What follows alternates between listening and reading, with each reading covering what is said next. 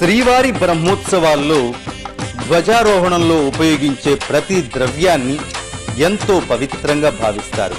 ముఖ్యంగా ధ్వజారోహణ కోసం దర్భలతో తయారు చేసిన తాడును ఉపయోగిస్తారు. ఇందుకోసం తిరుమల తిరుపతి దేవస్థానములు స్వయంగా దర్భలను సాగు చేస్తోంది. టీటీడీ అటవీ శాఖ ఆధ్వర్యంలో ఈ తాడును పేనుతారు. దర్భలను బాగా నానబెట్టిన తరువాత తాడుగా తయారు చేస్తారు.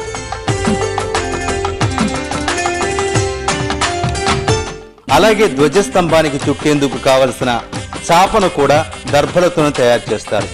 ఈ పనిని బ్రహ్మోత్సవాలకు 20 రోజులు ముందుగానే ప్రారంభిస్తారు.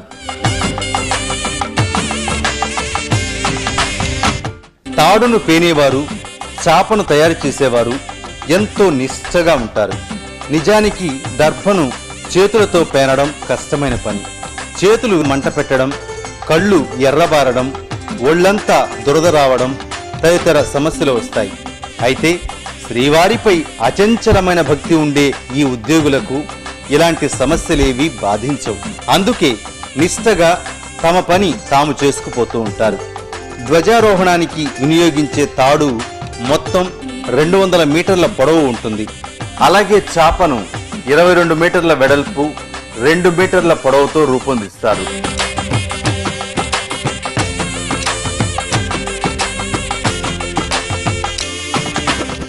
దర్భలలో విష్ణువు, బ్రహ్మ, గరుత్మంతుడు కొలువుదీరి ఉంటారు. అందుకే దర్భలు ఎనలేని పవిత్రత కలిగి ఉంటాయి. దర్భలు జ్ఞానాన్వేషణకు చిహ్నాలు. దర్భలు చేతపట్టి గురువును ఆశ్రయించాలని శాస్త్రవచనం. దర్భ లేకుండా ఏ వైదిక క్రతువు సాగదు.